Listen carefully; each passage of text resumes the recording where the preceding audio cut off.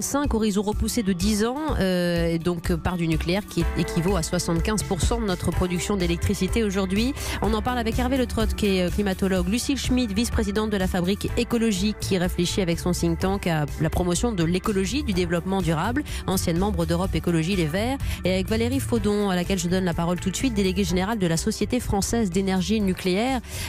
Pour les experts, pour vous en l'occurrence, les centrales nucléaires actives en ce moment ne sont pas vieillissantes. Elles nous assurent une sûreté du genre totale. Vous êtes capable de le dire aux auditeurs aujourd'hui ? Oui, bien sûr, absolument. Alors, pour rebondir sur ce que disait Lucille, je voudrais dire qu'elles produisent déjà à très bas coût, en effet, puisqu'elles sont déjà amorties. Et pour vous donner une idée, puisque c'était dans l'actualité Elles sont amorties, mais il faut les maintenir en l'état.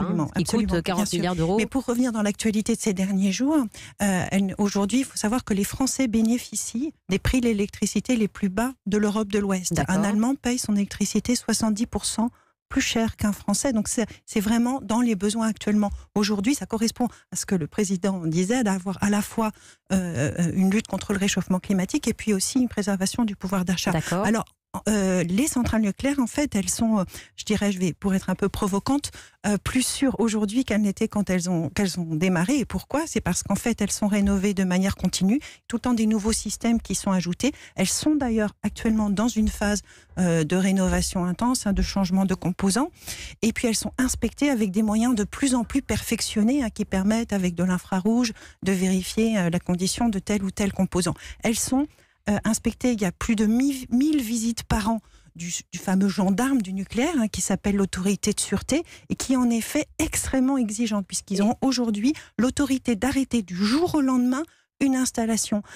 C'est l'ASN dont on peut vérifier les rapports régulièrement, Lucille Schmidt. Absolument, là, puisque toutes les visites sont suivies d'une lettre de suite qui est même publiée sur Internet. D'accord, donc il y a une transparence sur le sujet. Absolument. Et quand vous disiez qu'ils ont en effet énormément d'autorité, l'année dernière, ils ont ordonné l'arrêt de la centrale du Tricastin pendant 2 mois, ce qui a coûté à EDF à peu près 200 millions d'euros. Donc vous voyez qu'ils sont loin d'être complaisants. Donc on peut dire que quand une centrale fonctionne en France, quand elle est autorisée à fonctionner, c'est que vraiment elle opère en toute sûreté. Alors avant de vous donner la parole, Lucille Schmidt, pourquoi on arrête du coup des réacteurs comme c'est programmé aujourd'hui ? Parce qu'on a un programme de sortie très clair, 14 fermetures de réacteurs d'ici 2035.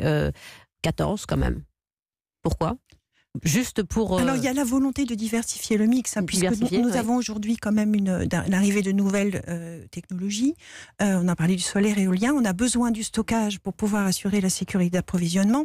Mais cet enjeu, je vous entendais parler de dépendance, c'est un peu paradoxal pour moi parce que c'est notre technologie. Comment on peut dire qu'on est dépendant de notre technologie ? Au contraire, ça nous permet de maîtriser notre avenir. Oui, j'entends ce que vous voulez dire. On a tout fait pour créer les conditions de la dépendance. Et l'autre point que je voulais rajouter, qui est extrêmement important, dont le président a parlé hier et dont il faut parler de plus en plus, c'est qu'on n'est plus tout seul. On est extrêmement interconnecté avec tous nos voisins.